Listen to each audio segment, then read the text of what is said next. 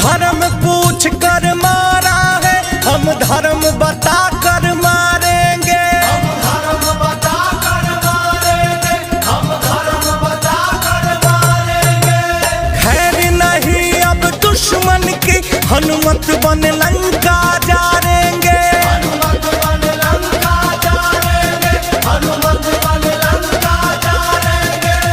धर्म पूछ कर मारा है, हम धर्म बता कर मारेंगे। खैर नहीं अब दुश्मन की, हनुमत बन लंका जाएंगे। जय भवानी।